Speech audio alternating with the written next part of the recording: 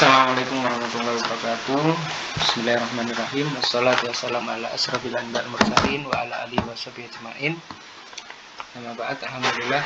Pertemuan kali ini kita akan membahas tentang ilmu shorof. Nah, sebelum kita ke pembahasan utama, ada beberapa hal yang perlu kita ketahui bersama, yaitu bedanya antara nahwu dengan shorof. Kalau nahwu kita mengetahui harokat akhir dari satu kata, kalau ilmu shorof adalah perubahan kata. Ilmu shorof adalah salah satu cabang ilmu penting yang harus dikuasai dalam mempelajari bahasa Arab. Dengan ilmu ini kita dapat mengetahui bentuk perubahan dari suatu kata. Contoh misalnya melakukan atau berbuat, yaitu fa'ala. Dari fa'ala yaf'ulu fa'lan, fa'ilun, maf'ulun, if'ala, taf'al. Dari kanan ke kiri seperti contoh yang ada di sini. Ilmu shorof atau dikenal dengan tasrif secara bahasa memiliki arti perubahan karena sesuai dengan penjelasan di surat Al-Baqarah ayat 164, wa tasrifir riyah, yang artinya adalah dan pengisaran angin. Maksud tasrif di sini adalah memiliki makna perubahan angin dari satu kondisi ke kondisi lain dan dari satu arah ke arah lain. Itu secara bahasa. Adapun secara istilah, ilmu shorof adalah ilmu yang mempelajari bentuk dan keadaan beberapa bentuk kata atau dinamakan bina, yang meliputi jumlah huruf, harokat, dan sukunnya seperti bentuk kata fi'il madhi, kata kerja lampau, fi'il mudhari', kata kerja sekarang, masdar, kata benda, isim fa'il yang melakukan perbuatan atau subjek, isim maf'ul yang dikenai perbuatan atau objek, dan fi'il amar, kata perintah, fi'il nahi, kata larangan, dan bentuk kata yang lainnya.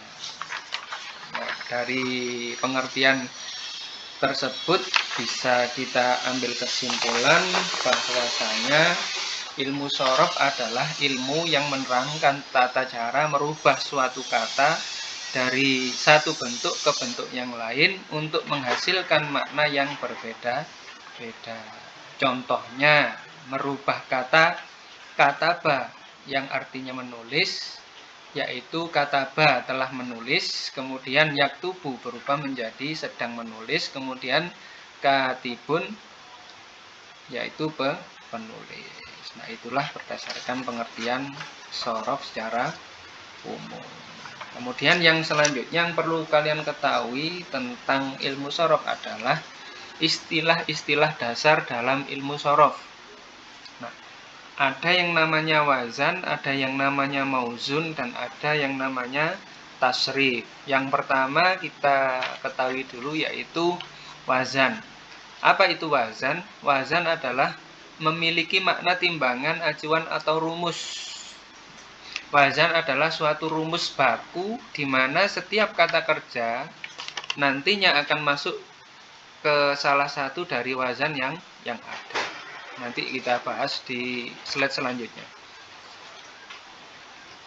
Perlu diketahui bahwa dalam ilmu shorof ada 35 bab, di mana setiap bab memiliki wazan yang spesifik. Misalkan bab fa'ala yaf'ulu, bab af'ala yuf'ilu, dan bab istaf'ala yastaf'ilu, dan sebagainya. Namun beberapa di antara wazan bab-bab ini sangat jarang dijumpai dalam kalimat bahasa Arab, sehingga pada buku ini, pada penjelasan ini akan kita jelaskan secara umum atau terperinci terkait dengan apa saja yang dibahas di dalam ilmu shorof. Nah, secara pengertian wazan ialah menggunakan kata fa, ain, dan lam fi'il dengan segala bentuknya. Semua kata kerja bahasa Arab pastinya akan masuk ke dalam salah satu 35 wazan bab ini. Jadi semua bahasa Arab itu terbentuk dari wazan-wazan yang ada di dalam ilmu shorof. Jadi kalau kalian ingin mempelajari bahasa Arab dan mengembangkan bahasa Arab, maka kuncinya adalah menguasai dulu ilmu shorof. Karena ilmu shorof ini ibarat Kalau kita ibaratkan kalau ilmu sorof itu ibunya, ilmu nahwu itu ayahnya, bahasa Arab itu sebagai anaknya. Kalau kita ingin mempelajari menguasai bahasa Arab, maka kita harus menguasai dasarnya dulu, yaitu nahwu dan sorof. Kebetulan hari ini kita akan membahas tentang sorof saja. Intinya adalah rumusnya adalah fa, ain, dan lam, yaitu kata fa fi'il, ain fi'il, dan lam fi'il sebagaimana yang ada di slide yang sudah saya tampilkan di sini. Nah, ini nanti yang akan kita bahas secara terperinci. Kemudian yang kedua adalah istilah mauzun. Nah, kalau wazan tadi itu ada fa fi'il dan lam fi'il dan ain fi'il, kalau mauzun itu adalah jika wazan adalah rumusnya, maka mauzun adalah kata yang dibandingkan dan disandingkan dengan wazan. Nah, seperti ini tadi. Nah, kalau kita lihat yang ini, fa'ala yaf'ulu itu wazannya. Nah, sedangkan nasoro, madda, sona, waza, amala itu adalah disebut mauzun. Kata yang dibandingkan dan disandingkan dengan wazan. Misalnya, kalau di sini saya tidak menuliskan, nanti kita bahas di slide selanjutnya contoh kata-kata yang disandingkan dengan rumus atau wazan fa'ala. Nah, di sini kebetulan saya contohkan misalnya ada kata ba adalah mauzun dari wazan fa'ala. Nah, sedangkan di sini yang saya tampilkan nasoro yansuru. Ini adalah mauzun dari wazan fa'ala yaqulu. Bisa tahu kan bedanya antara wazan dan mauzun. Kalau yang pertama ini disebut wazan, kalau seterusnya ini nasoro, madda, sona, waza, amala ini disebut mauzun. Nah, kemudian istilah yang selanjutnya yang perlu kalian ketahui adalah tasrif. Tasrif adalah perubahan kata dari bentuk asal kata kerja menjadi bentuk yang lain. Ilmu sorof juga sering disebut dengan ilmu tasrif, karena inti ilmu sorof adalah mempelajari tasrif. Secara umum, suatu kata kerja berubah menjadi jenis-jenis perubahan kata sebagai berikut. Nah, ini secara umum kita bahas di sini perubahan-perubahan yang ada di dalam pembahasan ilmu sorof. Ini ada banyak sekali. Bagaimana tadi sudah saya sampaikan, ada 35 bab. Nah, untuk mempelajari bab-bab tersebut, kita perlu tahu dulu istilah-istilah yang ada di wazan-wazan tadi. Yang pertama, kita sudah belajar tentang tasrif tadi seperti ada. Nah, jadi tasrif itu dibagi menjadi dua. Di sini bagaimana saya tampilkan di slide, ada sulasi dan ada rubai. Nah, apa itu sulasi, apa itu rubai, nanti kita pelajari satu persatu. Nah, di dalam sulasi itu terbagi menjadi dua, yaitu ada mujarrad dan ada mazid. Kemudian di dalam rubai juga seperti itu, sama, mujarrad dan mazid. Nah, kemudian kita petakan lagi sampai ke bawah, sebagaimana yang bahkan sudah saya buat di sini. Itu kalau mujarrad ada beberapa rumus atau wazan. Fa'ala yaf'ulu, ada fa'ala yaf'ilu, fa'ala yaf'alu, fa'ila yaf'alu, fa'ula yaf'ulu, dan fa'ila yaf'ilu. Itu untuk mujarrad. Sedangkan yang mazid, yang sulasi mazid itu ada dua pembagian, yaitu biharfin dengan satu huruf, af'ala yuf'ilu, fa'ala yufa'ilu, fa'ala yufa'ilu. Kemudian ada ifta'ala yafta'ilu, kemudian ada infa'ala yanfa'ilu, tafa'ala yatafa'alu, tafa'ala yatafa'alu, if'alla yaf'alu. Jadi bedanya antara biharfin dan biharfain adalah kalau ini tambahannya satu huruf disebut dengan biharfin, kalau biharfaini ini tambahannya ada dua huruf dari bentuk asli yaitu fa'ala. Coba kalian perhatikan yang ada di sini. Fa'ala berubah menjadi af'ala, jadi tambahan satu huruf. Sedangkan ifta'ala ditambah dua huruf dinamakan biharfain. Huruf tambahnya apa? Yaitu alif dan ta. menjadi ifta'ala, infa'ala, kemudian tafa'ala, tafa'ala, dan if'ala. Itu untuk yang sulasi mazid. Kemudian di sini ada sulasi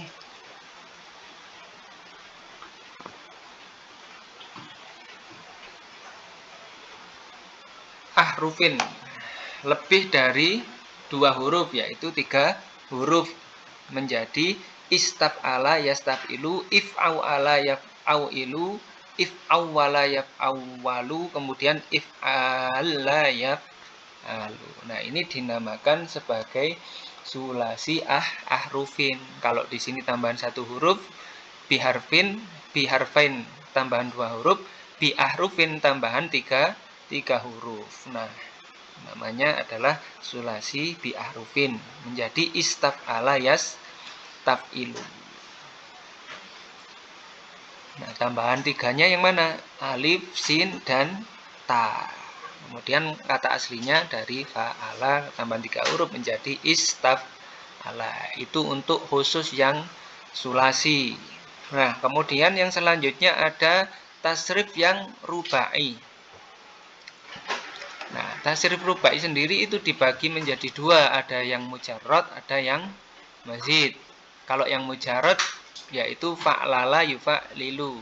Kemudian yang mazid ada 2 bagian, yaitu biharfin dan biharfain. Yang biharfin yaitu tafa'lala yatafa'lalu, kemudian biharfain dengan tambahan 2 huruf, ada if'anlala yaf'anlilu dan if'alalla yaf'alilu.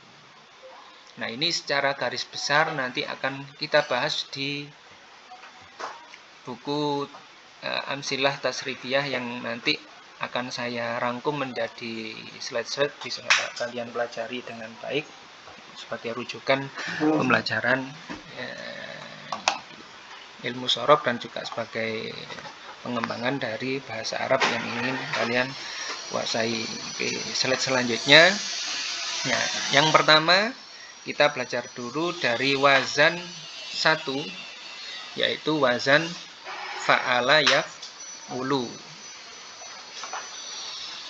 Nah, bismillahirrahmanirrahim. Allahumma shalli ala Muhammad wa ali Muhammad.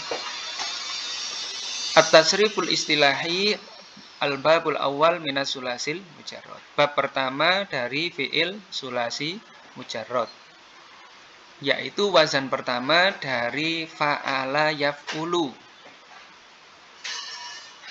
Fa'lan wa maf'alan fa huwa fa'ilun wa dzaka maf'ulun uf'ul la taf'ul maf'alun mif'alun. Begitu cara membacanya. Nah, fungsinya apa? Kita mempelajari ini fungsinya supaya tahu perubahan bentuk kata yang dimana dengan perubahan bentuk tersebut maknanya menjadi berbeda. Nanti akan kita terangkan di bab-bab selanjutnya. Yang terpenting kita belajar dulu wazannya. Nah, kemudian yang perlu juga kalian ketahui, di sampingnya ini ada keterangan, yaitu sahih, mudha'af, ajwab, nakis, dan mahmus. Ini juga akan saya beri penjelasan. Yang perlu kita ketahui sekarang adalah wazan pertama fa'ala yaf'ulu. Nah, mauzunnya yang mana? Mauzunnya adalah nasoro yang suru, madda yamuddu, sona yasunu, waza yaksu. Nah, selanjutnya kita belajar istilah yang ada di sampingnya. Nah, di sini coba bisa kalian lihat ada keterangan sahih, nasoro yang suru, nasron wa mansoron, fawa nasirun wa dzaka mansurun, unsur ila akhirih. Ini dinamakan fi'il sahih atau wazan sahih. Nah, kalau dalam istilah nahwu sorof namanya bina sahih. Ini bentuk kata yang tergolong sahih. Nah, apa itu fi'il atau bina sahih? Fi'il sahih adalah fi'il yang tidak ada huruf ilatnya. Nah, apa maksudnya?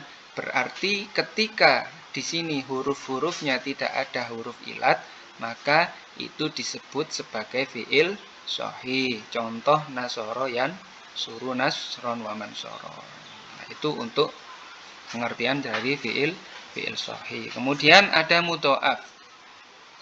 Nah, apa itu mudhoaf? Mudhoaf adalah, ya ini tadi sebagaimana yang saya jelaskan, madda yamuddu ini kan sebagai mauzun dari wazan fa'ala yaf'ulu.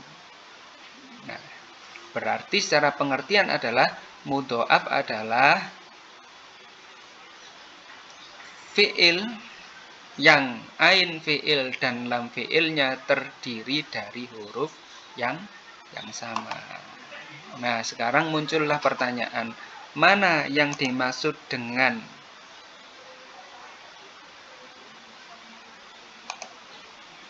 fa fi'il, ain fi'il, dan lam fi'il? Maka dilihat di wazannya fa'ala yaf'ulu. Kita ambil yang kata pertama, fa'ala. Nah, di sini ada huruf fa, ini namanya fa fi'il, kemudian ain ini namanya ain fi'il, lam ini lam fi'il. Nah, kita mauzunkan atau kita sandingkan dengan kata madda. Madda yamuddu, perubahan dari madda yamuddu ini mengikuti rumus fa'ala yaf'ulu atau mengikuti wazan fa'ala yaf'ulu. Nah, kenapa kok di sini madda ini cuma ada 2 huruf, kemudian yamuddu ini juga perubahannya tidak sesuai dengan yaf'ulu? Nah, begini penjelasannya. Jadi kalau mudhoaf, ain fi'il dan lam fi'il berupa huruf yang sama, maka ditasjidkan. Nah, aslinya sebelum ada tasjid seperti ini adalah madada yamdudu. Karena untuk litashil, untuk mempermudah pengucapan, maka dibuatlah menjadi madda yamuddu. Nanti setelah belajar sorof itu ada pembahasannya di kitab Iqlal, di pengembangan dari sorof. Kita belajar di sini dulu. Nah, aslinya dari kata madada yamdudu. Kalau kita sandingkan dengan fa'ala yaf'ulu. Nah, kebetulan karena bentuknya ini mudhoaf, ain fi'il dan lam fi'il berupa huruf yang sama, maka ditasjidkan. Itulah pengertian dari mudhoaf. Apa itu mudhoaf? Mudhoaf adalah ain fi'il dan lam fi'il berupa huruf yang sama. Contohnya madda yamuddu maddan wa maddan fa huwa maddun wa ila akhirih. Nah, sekarang selanjutnya ada kata sona yasunu saunan wa masonan. Nah, ini dinamakan bina ajwaf atau fi'il ajwaf. Apa itu bina ajwaf wawi? Di sini ajwaf wawi. Nah, bina ajwaf wawi atau ya'i atau dinamakan bina ajwaf adalah fi'il yang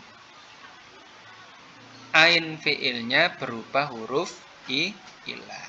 Kita mengacunya pada kata sona yang disandingkan dengan rumus fa'ala. Sona. Jadi sona ini adalah tergolong bina ajwaf. Kenapa kok dinamakan ajwaf? Karena ain fi'il berupa huruf ilah. Selanjutnya yaitu fi'il atau bina nakis wawi. Contohnya adalah ghaza yaghzu ghazwan. Nah, apa itu nakis wawi? Bina nakis adalah fi'il yang lam fi'ilnya ini berupa huruf ilah. Huruf ilahnya berupa apa? Berupa alif. Loh, tapi kok di sini dinamakan wawi, kemudian di sini dinamakan nakis wawi? Karena kita mengacunya pada kata yang kedua. Jadi bentuk yang kedua. Misalnya sona yasunu. Nah, karena di sini ada wawu, maka dinamakan ajwaf wawi. Begitu juga dengan nakis wawi. Kenapa kok disebut nakis wawi? Karena perubahan bentuk yang kedua dari ghaza yaghzu itu ada huruf wawunya, maka dinamakan nakis wawi. wawi. Nanti ada di pembahasan selanjutnya yang dinamakan ajwaf. Nakis ya'i, yaitu yang kata keduanya berupa huruf ya. Jadi nakis wawi adalah fi'il yang lam fi'ilnya berupa huruf ilah. Contohnya adalah ghaza yang yaksu. Kemudian yang terakhir di sini di bab yang pertama sulasi mujarrad ini ada kata amala ya'mulu amalan wa ma'malan fawa amilun wa ila akhirih. Nah, ini dinamakan mahmus fa.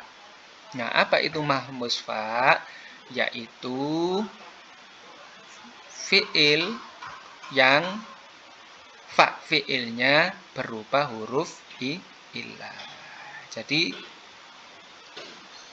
yang pertama ini disebut wazan, yang selanjutnya ini disebut mauzun. Nah, perubahan dari amala ya'mulu ini mengikuti dari rumus fa'ala yaf'ulu. Maka kalau kalian perhatikan, ini perubahannya sama persis dengan fa'ala yaf'ulu. Nah, kembali lagi ke sini, amala ya'mulu dinamakan mahmus fa karena fa fi'il ini berupa huruf hamzah. Mohon maaf tadi huruf ilat ya. Nah, jadi ketika kita membahas mahmus fa itu bedanya dengan nakis dan atau ajwaf itu apa bedanya? Nah, kalau nakis dan ajwaf itu berupa huruf ilah. Kalau ajwaf itu ain fi'ilnya huruf ilah, kemudian nakis lam fi'ilnya berupa huruf ilah. Kalau pembahasan mahmus adalah fa fi'ilnya berupa huruf hamzah. Itulah yang membedakan dengan ajwaf dan nakis. Oke.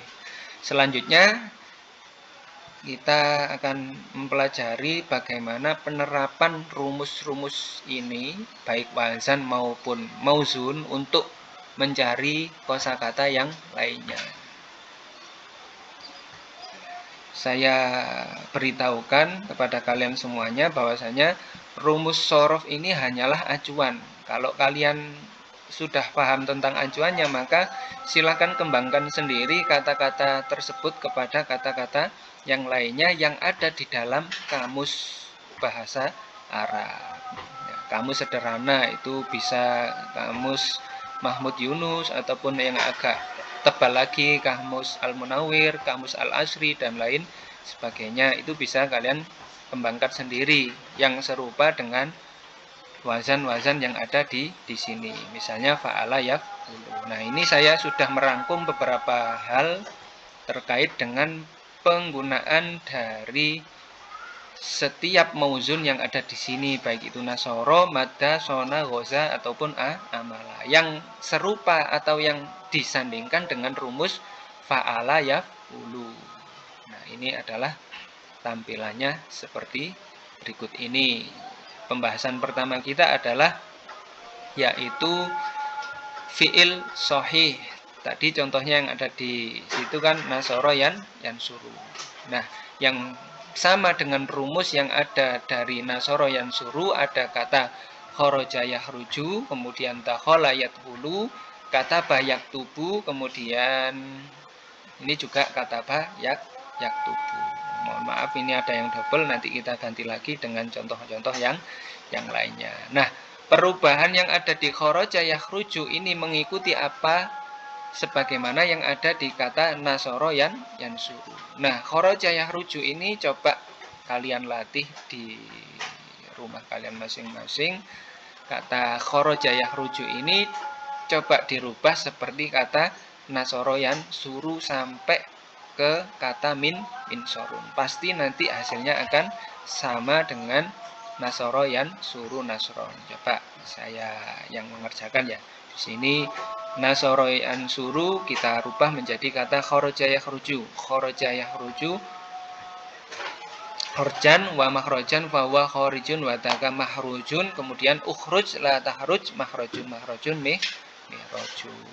Nah, ini pasti hasilnya akan sama dengan rumus yang ada di sini. Nah, ini silakan dicoba untuk kata yang lainnya dari dakhala yadkhulu dan kata yaktubu.